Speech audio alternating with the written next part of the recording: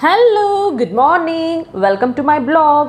ನಾನಿವತ್ತು ಆರೋಗ್ಯಕರವಾದ ಮೆಂತ್ಯದ ಮುದ್ದೆ ಹೇಗೆ ಮಾಡೋದು ಅಂತ ಹೇಳ್ಕೊಡ್ತಾ ಇದ್ದೀನಿ. ಇದರಲ್ಲಿ ನೀವು ಬರೀ ಮೆಂತ್ಯದ ಮುದ್ದೆ ಅಷ್ಟೇ ಅಲ್ಲ, ಮುದ್ದೆ, ರೊಟ್ಟಿ, ಗಂಜಿ 3 ರೀತಿಯ ಡಿಫ್ರೆಂಟ್ ಮೆನುನ ಟ್ರೈ ಮಾಡ್ಬೋದು. ನಾನಿಲ್ಲಿ ಅಕ್ಕಿ, ಗೋಧಿ, ರಾಗಿ, ಜೋಳ, ಹೆಸರುಕಾಳು ಇಷ್ಟು ಪದಾರ್ಥನೂ 1 kg ತೊಗೊಂಡಿದ್ದೀನಿ. ಮೆಂತ್ಯ ಮಾತ್ರ ಅರ್ಧ kg ತೊಗೊಂಡಿದ್ದೀನಿ. ಜೋಳದಲ್ಲಿ ನಾನು ತೊಗೊಂಡಿರೋದು ಬಿಳಿ ಜೋಳ.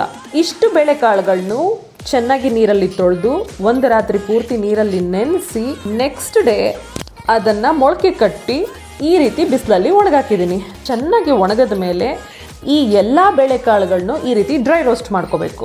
ಈಗ ನೀವು ನೋಡ್ತಾ ಇರೋದ್ರಲ್ಲಿ ಸ್ವಲ್ಪ ಜೀರಿಗೆ, ಸ್ವಲ್ಪ ಮೆಣಸು, ಹಾಗೆ ಕಡಲೆಕಾಯಿ ಬೀಜ, ಬಾದಾಮಿ, ಗೋಡಂಬಿ, ಕುಂಬಳಕಾಯಿ ಬೀಜ, ಸೂರ್ಯಕಾಂತಿ ಬೀಜ, ಸ್ವಲ್ಪ ಏಲಕ್ಕಿ ಹಾಕೋದ್ರಿಂದ ಪರಿಮಳ ತುಂಬ ಚೆನ್ನಾಗಿರುತ್ತೆ. ಹಸಿಟ್ಟು ಮಾಡಿಸೋಕೆ ಮುಂಚೆ ಸ್ವಲ್ಪ ಗಾಳಿನಲ್ಲಿ ಈ ರೀತಿ ಒಣಗಾಕಬೇಕು. ಡ್ರೈ ರೋಸ್ಟ್ ಮಾಡಿರೋದ್ರಿಂದ ಎಲ್ಲ ಪದಾರ್ಥ ಬಿಸಿ ಇರುತ್ತೆ. ನೀವು ಬಿಸಿಯಾಗಿ ಹಸಿಟ್ಟು ಮಾಡಿಸೋದ್ರಿಂದ ಮುದ್ದೆ ಥರ ಆಗಿಬಿಡುತ್ತೆ. ಈಗ ಇದು ತಣ್ಣಗಾಗಿದೆ. ನಾನಿಲ್ಲಿ ಮಿಲ್ಲಿಗೆ ಬಂದು ಹಸಿಟ್ಟು ಬಿಡಿಸ್ತಾ ಇದ್ದೀನಿ. ನೋಡಿ, ಹಸಿಟ್ಟು ಬಿಡಿಸಾಗಿದೆ, ಎಷ್ಟು ಫೈನ್ ಪೌಡರ್ ಆಗಿ ಪುಡಿಯಾಗಿದೆ.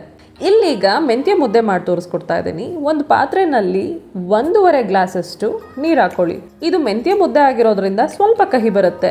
ಕಹಿ ಇಷ್ಟಪಡದೇ ಇರೋರು ನೀರು ಕುದಿಬೇಕಾದ್ರೆ ಸ್ವಲ್ಪ ಬೆಲ್ಲ ಹಾಕೊಳ್ಳಿ, ಅಷ್ಟಾಗಿ ಕಹಿ ಗೊತ್ತಾಗೋದಿಲ್ಲ. ಒಂದು ಸಣ್ಣ ಬಟ್ಲಲ್ಲಿ ಹಸಿಟ್ಟು ಹಾಕ್ಕೊಂಡು ಈಗೇನು ನೋಡ್ತಾ ಇದ್ದೀರಾ ಈ ರೀತಿ ಚೆನ್ನಾಗಿ ನಾದ್ಕೋಬೇಕು. ಸೇಮ್ ರಾಗಿ ಮುದ್ದೆ ಹೇಗೆ ಮಾಡ್ತೀವೋ ಅದೇ ಮೆಥಡ್ನ ಇಲ್ಲಿ ಕೂಡ ಫಾಲೋ ಮಾಡಬೇಕಾಗತ್ತೆ. 10 ನಿಮಿಷ ಕಮ್ಮಿ ಊರಿನಲ್ಲಿ ಚೆನ್ನಾಗಿ ಬೇಯಿಸಿ, ಅದಾದ ನಂತರ ಈ ರೀತಿ ಮುದ್ದೆ ಕಟ್ಟಿ ಅದಕ್ಕೆ ಮಧ್ಯ ಒಂದು ಸಣ್ಣ ಹೋಲ್ ಮಾಡಿ ತುಪ್ಪ ತುಂಬಿ ಹಚ್ಕೊಂಡು ತಿಂತಾ ಇದ್ರೆ ಸ್ವರ್ಗನೇ ಕಣ್ಮುಂದೆ ಬಂದಾಗಿರುತ್ತೆ. ಇದು ಇವತ್ತಿನ ಮಿನಿ ಬ್ಲಾಗ್ ಆಗಿತ್ತು. Thank you so much for watching my video. Take care, bye bye.